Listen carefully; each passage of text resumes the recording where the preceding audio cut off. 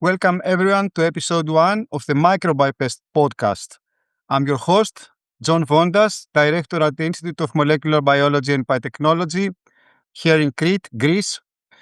Today, we are diving into a critical challenge at the intersection of agriculture and public health, how we manage insect pests and disease vectors beyond our historic reliance on chemical sprays.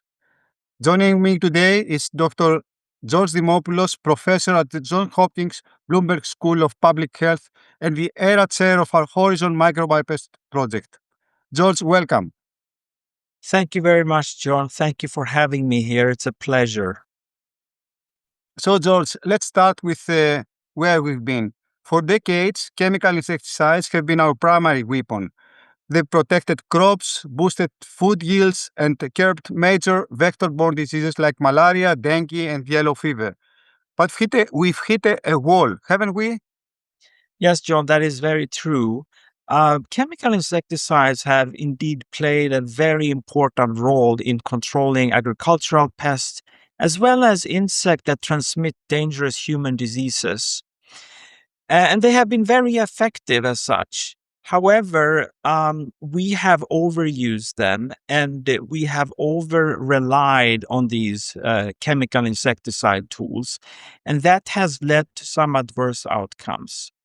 A major adverse outcome is the evolution of resistance to these chemical insecticides. When you use them continuously, insects develop resistance, and these insecticides become less effective.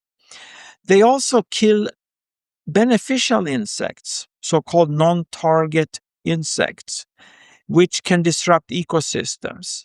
They contaminate the environment, the ecosystems. They also can be quite expensive, especially when the pest insects develop resistance and these chemicals become ineffective and have no impact on the pest. And their efficacy can decline over time. And of course, there are public health concerns regarding the adverse effects of these chemicals. So what we are looking at here is not to abolish chemical insecticides completely, but to add additional eco-friendly tools to our arsenal of weapons against pest insects, and thereby create a more balanced strategy for controlling them. And what we are really aiming at is to develop sustainable pest management, where we combine different tools, biological tools that can target pest insects and limit their prevalence, both for agricultural pests, but also for mosquitoes that transmit human pathogens, as well as other disease vectors. So again, we're not looking at simply replacing chemicals with biologicals, but more to limit the use of chemicals and increase the use of biologicals, and thereby create a more integrated approach for pest control. Exactly, George. Thank you. So it's not about abandoning chemicals entirely, but finding a better balance within a broader, more diverse management system, correct? That's correct. So why is it so hard to stay ahead of these insects?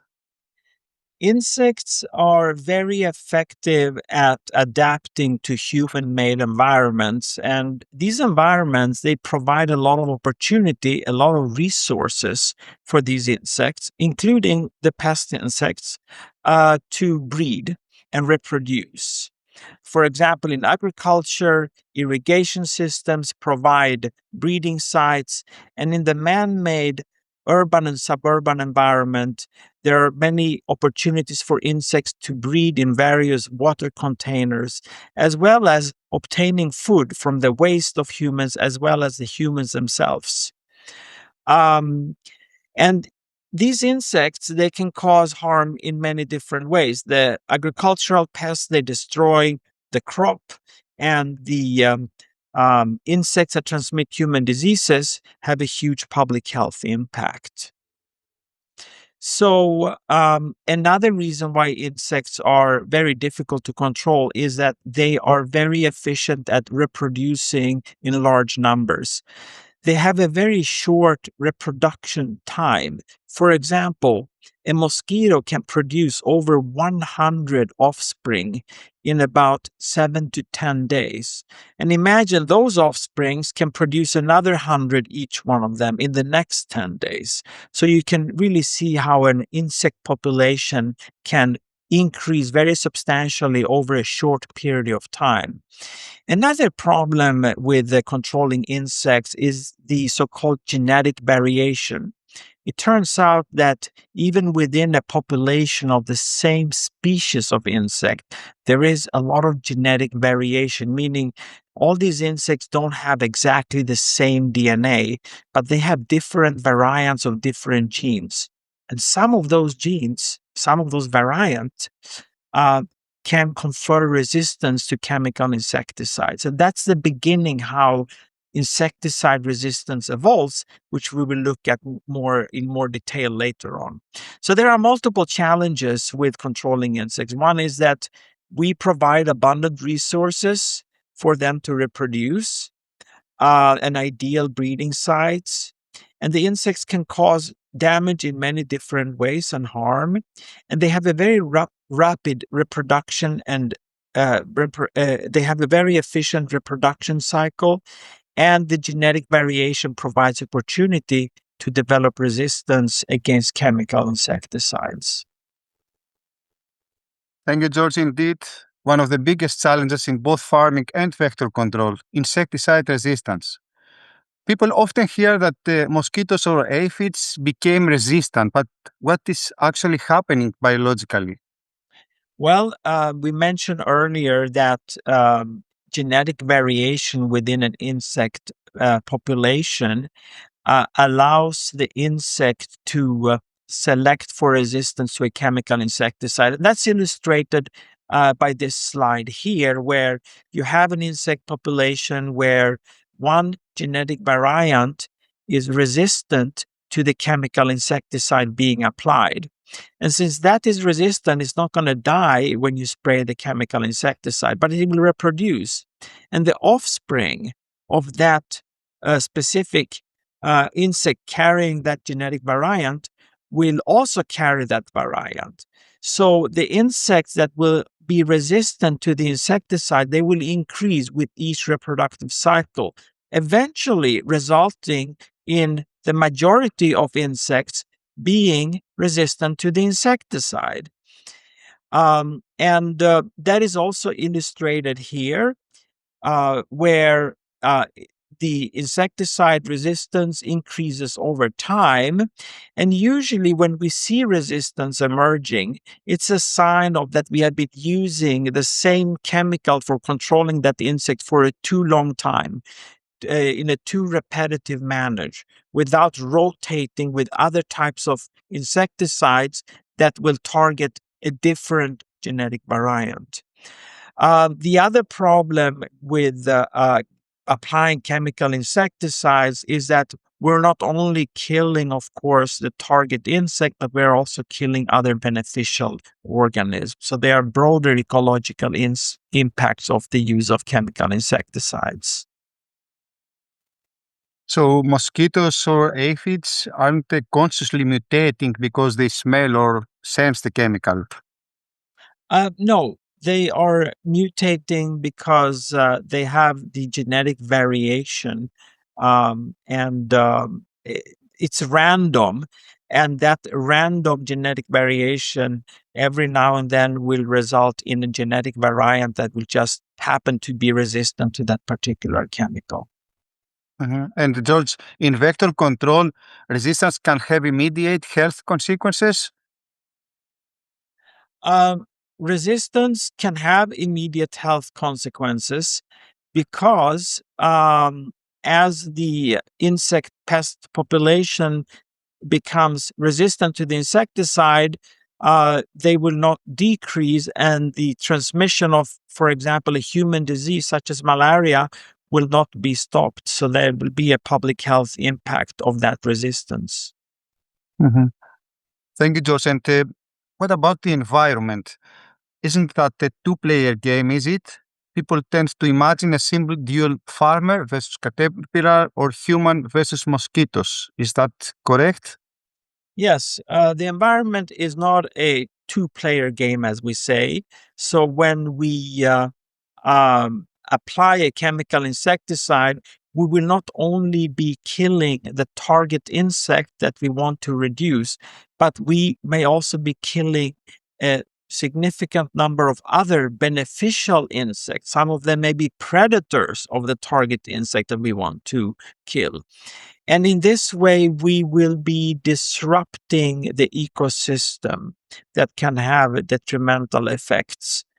So we have to look at the environment as a complex ecological web comprising many different organisms from viruses, bacteria, fungi, parasites, insects, plants, and animals.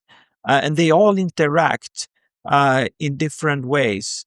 And if we would only reduce the actual pest insect, the impact might not be that large. But when we will start killing off a large number of these different organisms in that ecological web, the impact can be quite significant.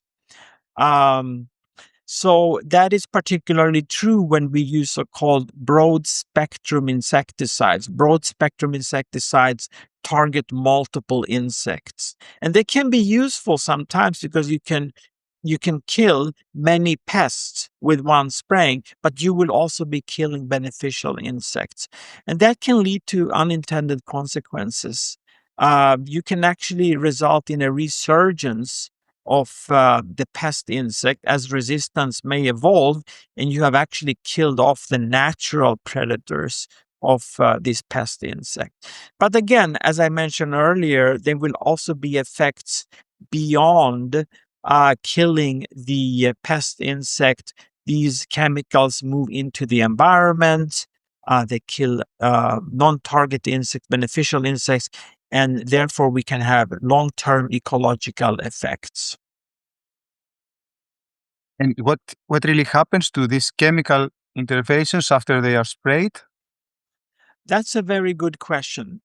Well, it turns out that chemical insecticides are often very stable chemical molecules, and they persist in the environment. They don't break down quickly, and they run off in the water systems. They can expose humans and animals through the food chain, and they also kill the non-target beneficial insects and other organisms. So And I guess climate change are expanding where these disease vectors can thrive. yes, climate change is another factor that we have to consider when it comes to insect pest control. And warming climates can have multiple effects on um, pest insects. One is that it can shorten their reproductive cycles. So they can basically produce more offspring in a shorter period of time, which can result in a greater expansion of pest populations. Another thing that can happen is that mosquitoes, for example, that transmit human pathogens such as viruses, may become more efficient vectors in some way because the viruses that infect these insect vectors may reproduce more quickly in the insect. So the insect becomes infectious much earlier than normal when the climate, when the temperature increases in a certain region. We can also observe an expansion of the prevalence and the geographic range of pest insects with changing climates, because warmer climates may actually be more conducive for the reproduction of insects. And that's something that has been noted for several pest insects. But it should also be mentioned here that climate change can also restrict the prevalence of pest insects in some regions, which now maybe become too warm and too dry. So climate change can have unpredictable effects on the prevalence of pests. It can expand their range, but in some cases, it can also contract their range.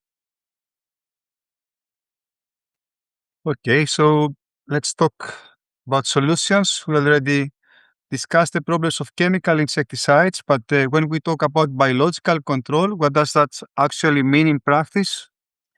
Well, biological control is basically using nature to fight nature. Biological pest control involves environmentally friendly pest management strategies that rely on living organisms such as predators, parasites, or pathogens, or toxins that are produced by these microbes, plants, to control those pest populations. So instead of using chemical insecticides, we can use either live organisms that will either eat, consume the pest insect, or kill them through infection, or produce natural products that in some way act as chemical insecticides, but they are of a biological nature. And the advantages of biological control is that it seems like they are much more environment friendly, as they can get integrated in a better way with the ecological web. So it's very important that we conserve existing natural predators of pest insects, and we can even increase their prevalence by, for example, adding fish to ponds that eat mosquito larvae. That's an example, or by applying fungi that can infect pest insects such as mosquitoes and kill them.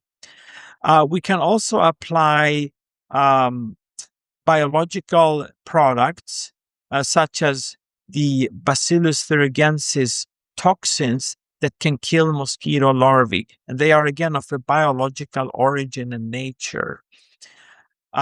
So, biological control agents, again, are living organisms or products produced by microbes, usually, or plants that can kill pest insects. And examples of that are illustrated in this slide here, where we are looking at bacteria and fungi and viruses that can kill pest insects, or predators that can eat them, or even parasitoids that can parasitize uh, pest insects and in that way kill them. And finally, another major component of biological control are the products produced by certain bacteria or fungi that can kill pest insects. So we are looking at increasing our toolkit with additional weapons to fight these pest insects using biological control methods. Hmm. George, one misconception growers and health workers is expecting immediate knockdown from biological control agents. Is that true? Is that the difference between biological control agents and chemical, particularly neurotoxic insecticides? John, I will go into that topic of speed and why that may actually not matter so much. But before that, I would actually like to address the specific tool of the biopesticides and how they can be used for controlling insect pests, and what is really a biopesticide. So, a biopesticides are the specific tools or subtypes within the broader strategy of biological control. So while biological control can be viewed as the overall philosophy of using nature to fight nature, biosecticides are the actual organisms or formulated products that one can use to execute that strategy. Again, they can comprise living microorganisms, toxins or metabolites produced by those microorganisms, or natural derived substances from plants, as well as chemicals produced by certain insects that can alter the behavior of pest insects by, for example, attracting them into a trap or disrupting their mating. One thing that I would like to stress here is that while these biopesticides are um, natural, they derive from nature, that doesn't necessarily mean that they are safe. Uh, they can also have harmful effects on the environment. They can also have non-target effects, although it's less likely than the chemical insecticides. However, it's going to be very important to test the efficacy, the toxicity, the non-target effect, and the environmental impact of these biological weapons against pest insects before we can apply them and make sure that we can develop products that have a high quality, high efficacy, but are also safe for the environment and humans and animals. So here is an example of a biopesticide that has been used very extensively, especially for controlling mosquitoes, but also agricultural pests. And it's a toxin produced by a bacterium called Bacillus thuringiensis israeliensis. And this toxin is ingested by a mosquito larvae. And as it is ingested, it is activated in the gut of the mosquito larvae, resulting in the killing. One important thing to remember here, and this brings us into this speed component of biopesticides, is that it can only target the larval stage of the mosquito. So that's one particular property of biological pest control agents, is that they are usually not broad spectrum in terms of which insect stage they can target, but they are usually very specific for a particular stage, as in this case. So I guess timing and environmental conditions and the application technique are critical for those biopesticides, correct? Absolutely. So the biopesticides behave differently from chemical insecticides because they rely on biology. Chemical insecticides are very quick and fast in their mode of action. They will almost immediately kill the target insect. While biologicals, because they depend on biology, they are also dependent on environmental conditions and the stage of the insect that is being targeted. For example, some of the fungi that are used to kill pest insects, such as mosquitoes, they require a certain humidity in order to infect that pest insects. And again, as I showed you earlier, some of the bacteria that produce toxins that kill larvae, they can only kill the larval stage of the mosquito, so they have to be applied in the breeding water. So the timing and condition and the technique of applications are crucial.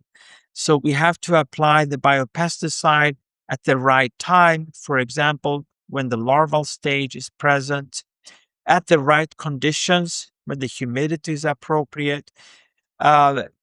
Applying, for example, a fungal biopesticide in a very dry environment might not be very effective. Okay, so it's important that we actually understand the biology of the target insects and the ecosystem in which they reside, and some of the key factors that determine the performance of a biopesticides are humidity, temperature, how they act, the mechanism of their action, the specificity of their host, whether they are sensitive to UV radiation. If you apply a biopesticide in sunlight, it might break down quickly. How stable it is at different environmental conditions. And the formulation also becomes very important. We often have to formulate these biological pesticides, especially the toxins, in a way that they can become accessible to the target insect, but also in a way that will protect the biopesticides from these environmental conditions. And then they have to be applied at the right time in the right environment to be effective. So speed can be misleading sometimes. That was exactly my question, because people often expect that once you spray, you see a knockout or knockdown effect. But from your saying, it seems that biological control may not offer that. But is that a problem, or the delayed mortality can still mean a lot for vector control? Yeah, that's very correct, John. one reason why we tend to like chemical insecticides is that they kill very quickly. But we have to remember they also kill indiscriminately, and they do not only kill the target insect. While biologicals, they work differently. They are usually more specific, so you can target the pest insect more specifically, but they usually take longer time to act. For example, a fungus that is applied to kill a pest insect needs time to infect that pest insect. That can take several days before it actually kills it. Same thing for a virus that also has to infect the pest insects, or a parasitoid that has to parasitize the pest insects. However, that time that it takes may actually not matter because the end result is the same. The pest insect is being eliminated. And here is a good illustration on why speed may not always matter, especially when we discuss the use of biopesticides to control mosquitoes that transmit human diseases. When a mosquito becomes infected with, for example, a malaria parasite or a dengue virus, by feeding on an infected human host, that mosquito is not going to become infectious to the next host immediately.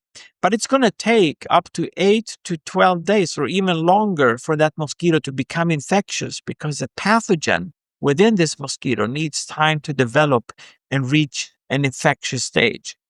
So we don't necessarily have to kill the mosquito within one day. But even if we would kill it within 2 to 4 days or 5 days, we would still be able to eliminate it before it can become capable of transmitting the disease. And that's why speed may not always matter that much. Very good. And this brings us to the integrated pest management or integrated vector management in public health. Yes. Integrated pest and vector management involves the application of multiple strategies to control the pest. But it all starts with understanding the ecology and the biology of the pest. So we have to understand the agro-ecosystem, for example, before we can start the treatment. So controlling an agricultural pest first involves the identification of that pest in the field and the monitoring of the pest population in the field, as well as looking at whether it is increasing and then validating that it's actually causing damage. Then we can, for example, look at whether there are natural predators of that pest present in that environment, and eventually determine the most vulnerable stage for targeting that pest insect. And then we can decide on, based on these different parameters that we have collected, whether an intervention is actually necessary. And if it is necessary, then we have to choose a combination of the most appropriate strategies to control that pest insect. So it's an integrated approach that defines the decision-making process of whether an intervention is necessary and what it should comprise. The same is true for controlling mosquitoes that transmit human diseases. In this case, first we have to identify the mosquito species that are present in a certain transmission environment, for example, a malaria prevalent environment. And then once we have monitored the prevalence of the mosquito, we can start with applying different strategies to control it. One strategy does not even involve biological or chemical methods. It's simply to improve the housing conditions by installing window screens, making it difficult for the mosquitoes to enter the dwellings. Mosquitoes usually feed at nighttime when people are sleeping. We can also apply a targeted use of chemical insecticides. Indoor residual spraying has, for example, been and remains very effective for controlling mosquitoes. But at the same time, we can also try to target the breeding sites of the mosquitoes, where the larvae exist, by introducing fish or bacterial toxins that can eat or kill these larvae. And we can also work on trying to eliminate these breeding sites, eliminate the standing water containers where the mosquitoes breed. And basically combine these different strategies in an appropriate way to achieve effective vector management. And this is what integrated pest and vector management really involves. Sounds great, George. And But one thing, before we continue, one thing that I would like to really highlight here is the fact that integrated vector and pest management involves the combination of multiple strategies, but it also involves the monitoring and the surveillance of the prevalence of the actual pest. And the goal is not to kill all the insects, but the goal is to reduce the pest insect to a level where it will not be harmful for either agricultural crops or human health. Great, really great, George.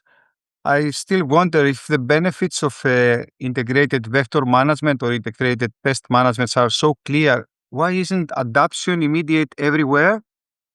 Well, adoption is always complicated, especially when it comes to new ways of doing something. We humans, we like to stick to what we know and what we have got used to. And there has been quite some skepticism regarding the use of biopesticides because sometimes there is a perceived higher cost. Sometimes these biopesticides may have a shorter shelf life compared to the chemical insecticides, or may even, in some cases, require a cold storage or a cold chain for application. Specialized training may also be required sometimes for applying some of these tools. And there are also context dependent challenges, meaning depending on the ecosystem, different biological control methods may have to be applied, while insecticides often, because they are broad spectrum, can be applied regardless of what the environment will be. And often we are under pressure, under time pressure, when we have to make decisions on what type of pest control tool we have to apply. A farmer, for example, is seeing his crop disappearing and the market demands increasing. So there are time constraints and uncertainties.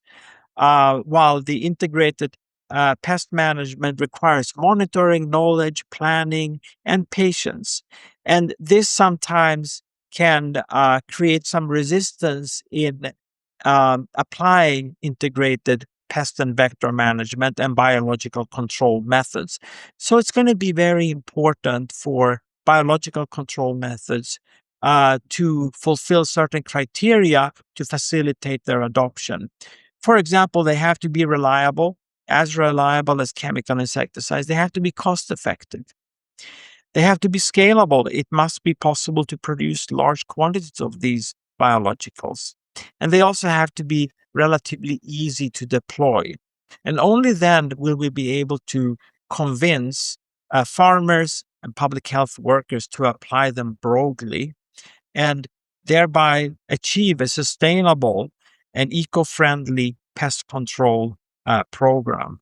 The impact of this is going to be healthier communities, healthier crops, environmental protection, and a more sustainable future.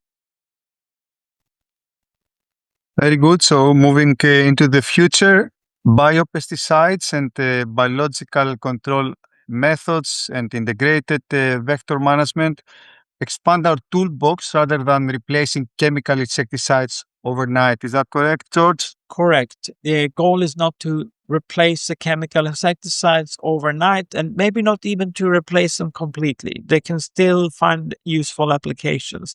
But the goal is to increase our arsenal of weapons against pest insects with environment-friendly biological tools that will give us more options for controlling a broader range of insects more effectively and in a more environment friendly way. So we would not necessarily apply each one of these different tools individually, but we will combine them in meaningful ways to achieve insect pest management. And the whole idea is basically not to use a single tool that will quickly select for resistance, as we talked about earlier, but applying multiple tools in an integrated manner that will make resistance difficult to emerge and will also be more friendly for the environment. Different tools acting in synergy to make the whole management system more resilient. Correct. So we can do a little recap of the main topics addressed in this episode. So we have looked at why we need to rethink insect, pest, and vector control. Chemicals have been very efficient, but an over-reliance on these chemicals have led to the emergence of resistance of pest insect populations, non-target impact. We also kill beneficial insects, environmental contamination, as well as health risks for humans and animals. And insects are particularly difficult to control because they are abundant opportunities for insects to thrive in man-made environments. They can also reproduce into large numbers quickly. They have so-called genetic variation, which makes it difficult, or makes it easy for them to develop resistance to insecticides. And they also cause diverse damage. There are many different insect pests that cause damage to agricultural crops, but also public health damage by transmission of diseases. We discussed resistance and the problem of resistance and how genetic variation within insect population quickly select for resistance to chemical insecticides. And that can have huge both agricultural and public health impacts, as the mosquitoes that transmit diseases are not being controlled and continue transmitting those diseases. We also discussed the fact that these insect pests that we want to kill are part of a complex ecological web. They are part of ecosystems that are finely balanced and finely tuned. And when we use chemical insecticides, we often kill many different organisms of these ecological webs, resulting in a disruption of these ecosystems that can be detrimental in many different ways. So that's one reason why we believe that biological control methods have a more promising future for achieving sustainable pest control. What happens after application of chemical insecticides? Well, they do run off into water bodies. They will kill non-target organisms. They will affect human health, and they will also persist in nature for long periods of time. They don't break down quickly. We did discuss climate change and how climate change can actually expand the range and habitats of pest insects. But I should mention here also that there can be unforeseeable effects of climate change with regards to pest insects. In some cases, they can also contract the range. We did talk about biological control means, and there are many different weapons that we can use from biology and from nature to fight pest insects. There are biological predators, fish, for example, and other insects that can eat pest insects. There are microbial agents that can kill insects, as well as chemicals or biochemicals derived from plants or microorganisms that can function as insecticides and kill pest insects. And finally, we discussed integrated pest and vector management and how that involves a combination of approaches to first understand the biology and ecology and the prevalence of the pest insects, and then the application of multiple strategies, biological and environmental, as well as chemical, to target the pest insects using multiple weapons, which will make it much more difficult for it to develop resistance and will also be more environment friendly.